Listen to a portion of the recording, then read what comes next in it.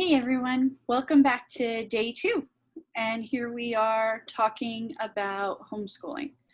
Before I get too much into what you might want to consider as you go into homeschooling for the first time, I want to talk about all of your options. Now, obviously, you've got the traditional homeschool option that parents have been doing since, well, really for 150, 200 years since the school system became a thing and people couldn't attend. They've done it for one reason or another, be it religious reasons or just logistics, back when we were in colonies and small communities where children couldn't get to school. And that's pretty traditional. It works, it does, but that takes a lot of work from you. Today, I also want to talk about your online examples from the public school, things that you can do in the public schools that are online so that you're not having to build curriculum or evaluate curriculum or any of that. And then tomorrow and Thursday, I'm going to talk about some quick starts. How can you start homeschooling now without having to spend hours and hours looking into homeschool curriculums? But first, you got to understand what all of your options are. So as we go into homeschool versus schooling at home, just a quick reminder, I myself was homeschooled and I have taught online school as well as in-person classes. And understand that when you're a teacher in the public school district, everything you plan is planned around the group. You can't go faster than the average of the class, and often you have to work at the pace of the slowest student in the class. Whereas when you're schooling at home, you can work at whatever pace you deem appropriate based on your child's specific needs.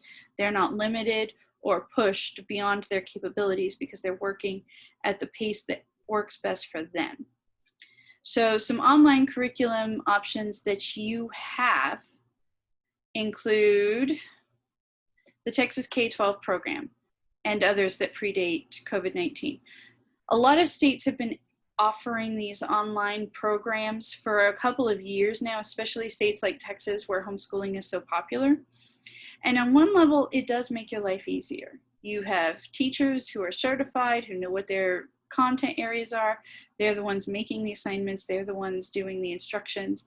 You don't have to think about anything your child is doing. My honest review of these, as both the teacher and as an aunt who has nieces and nephews who've tried it, they are heavy on the busy work. They like to assign lots of busy work because they have to prove to the state that they're doing something. So they have to have all kinds of busy works, all kinds of check-in, all kinds of things that your child is doing, and a lot of it is unnecessary, and the workload is heavy. I've heard it postulated or proposed that they do it on purpose to discourage homeschooling. I'm not super sure that's the case. I do tend to think that there is a legitimate desire to offer to children who have to stay home for medical reasons or have to stay home for personal reasons or who are in a military family and they move all over the place, and whatever it is, it's meant to offer them education, but it is done under the state guidelines and it does make it full of busy work. Then you have what was the online programs in the spring. I can only speak for the districts that I personally was involved in. And I can say that because of the state, the TEA standards, your child didn't learn anything once we closed down. Unless your child wanted to learn, they did not learn. And yet they were all passed. The very few students did not pass their grades. It's not a good way to go. You're telling a child they've achieved something that they actually haven't achieved, and that can be very detrimental because it teaches them they don't have to work so hard. So when we are talking about going online in the fall, that's what your child is going to expect. The same level of, I can do whatever I want, I don't have to show up to class, I don't have to do the work, because that precedent has already been set. So going back to the school online can very likely lead to a lot of fights and a lot of problems. We'll get into some of those in a little bit. And then there are public run online programs for the fall, like I just talked about. They're a little more unclear. We don't know what we're doing there yet. Some of the districts haven't made decisions, some of the schools haven't made decisions, and TEA has only very recently released guidelines for that. So keep your eyes open, you can do it. This particular video series does not recommend it. So let's talk about schooling at home versus homeschooling. Homeschooling is when you decide, you as the parent, decide to teach your child. Schooling at home is when you decide to have the school teach your child through computers, through iPads, through technology while they're at home. So there's a lot of things you have to consider. And one of the areas that people most have objections about is social and emotional well-being of the child. So let's take a look at homeschooling. For those of you who have no exposure to homeschooling, a lot of you think of that very shy girl with the long hair and the long skirt sitting in the back of the room and unwilling to talk to boys because she was so sheltered. That's not how most homeschool girls come off. I know because I know a lot of them, and I myself am a homeschooled girl. So don't be afraid of homeschooling as far as social and emotional goes. When you homeschool, you are the one building a relationship with your child. You vet and determine who your child spends time with. When you school at home, the teacher builds a relationship with your child. And your child spends time with any child that is in the same vicinity as the school. You have zero input on who they eat lunch with, or who they're sitting next to in class, or who they're passing notes to and from, or who they walk around the halls with during passing period. You don't get any input in that because they're at a school where all these students are mingling. When you homeschool, you decide when you go on field trips and where you go for that matter. When you school at home, the school decides field trips, and I guarantee you under the current circumstances, at best they will be few and far between if they happen at all. When you homeschool, you decide what your child reads or watches. When you school at home, the school decides what's appropriate for your child.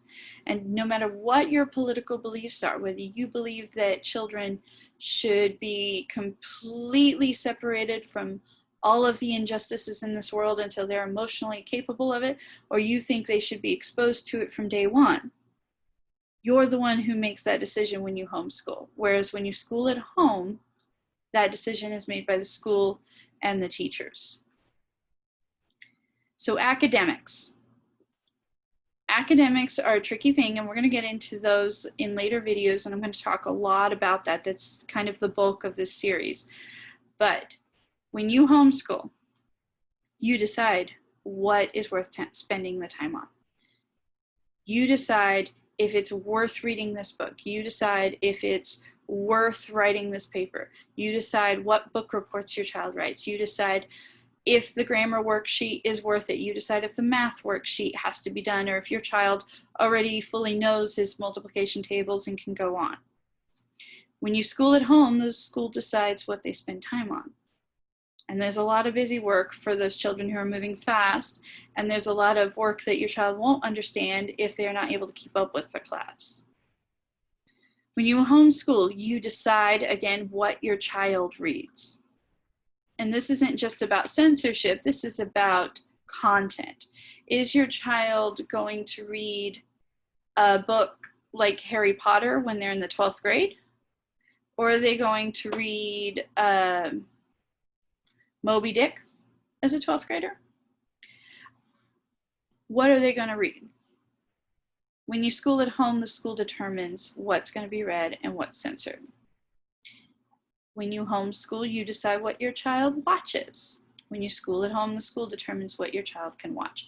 And let me clarify for you, as a teacher, I myself have shown various videos and movie clips and even full movies at times for students, and I'm fairly picky, but I know what the regulations are, and your child can be exposed to a lot of things you may or may not approve of under schools, because the regulations, depending on the school, can be pretty lax. So be aware of that. When you homeschool, you decide what is the appropriate content level to work at. So is your child being challenged, or are they being overlooked because the teachers are moving too fast? When you school at home, the teacher decides what's the appropriate content level to work at. And I can tell you from personal experience, it tends to be the slowest child in the room. It is the child who is holding everybody up, who takes forever to copy down his notes, who puts his head down to sleep. We have to work at that level because it is expected of us to bring those children up to grade level. But when you're homeschooling, you get to decide how fast and how slow and what is appropriate for your child. All right, finances. This is super important to me because I'm going to get a little political here. I do not approve of what Texas Education Agency has mandated for schools to open in the fall. I think that's some unrealistic expectations. And I know that they are only doing that because they don't want to tell schools they have to close because Trump is threatening holding back federal funding, and then TEA is threatening to hold back state funding, and the schools are stuck in between. Do not be upset at your local schools and your local school boards because they are between a rock and a hard place, and nothing they do is going to please anybody. But TEA gets money and gives money based on school attendance and enrollment. So if you want to make a statement about how unhappy you are with the current regulations, do not enroll your child in the school. Otherwise, they will get money. So in homeschooling finances, you determine what's worth spending your money on. When you school at home, the school gets money because your child is on the attendance list. So if you enroll them, but you enroll them for online learning, the school will get paid for your child. Homeschooling, you determine what's worth investing in. And if you school at home, the school spends that money on stadiums and logo designs. And I am not kidding about this. There are millions of dollars that go into logo designs for schools, and millions of dollars that go into building stadiums and other things that the schools value because it gets them money, but not necessarily what is actually valuable for your child's education. When you homeschool, you determine what textbooks your child uses, and you decide what supplies are necessary. When you school at home, the school chooses what textbooks your child reads, and the school makes a list of arbitrary supplies your child must obtain before starting, including things that you may already have or things that they will never touch. And I can tell you, your school supplies list is going to be a whole lot less if you homeschool than if you send them to the classroom. So testing, this is the big one, guys. The STAR test, the state mandated test, if you go to public school, whether you school at home or you school in the classroom, you have to pass it to graduate. There are 5 tests at the high school level, and I can tell you, of those 5, 3 of them, most kids have to take a 2nd, 3rd, 4th, or 5th time. So when you homeschool, however, that is not a required thing. Okay, you do not have to get your homeschooled kids to pass those tests. You determine when they've graduated. You determine what is the end of course exam project. What standard do they have to meet in order to be done with the course? Not a state mandated test. Not essays written in 20 minutes that are graded in 2 minutes by a first glance over from someone who doesn't know your child at all, which is what happens for the state mandated tests. But you school at home, and the school will administer the STAR testing, which will determine whether or not your child can graduate. If your child struggles with the stress of state testing, don't enroll them in school. Don't do that to them. There's enough stress going on. We don't need to add that to the list. Consider homeschooling. Follow the series. Tomorrow and Thursday, I'm going to give you guys a quick start guide where you can quick start your child. Tomorrow's quick start guide starts with students who can read. So if your child is about 3rd grade or above, they should be able to read. And I'm going to give you some advice on how to start homeschooling tomorrow, to do it right away, and how to build up your curriculum and get them going in all their subjects without trying to do all the research and all the work up front. We'll do it a little bit at a time. And then on Thursday, I'm going to talk to you on 2 levels. I'm going to talk to you about children ages about 3 or 4 who may not recognize their letters, numbers, shapes, colors, and how to start right away with them.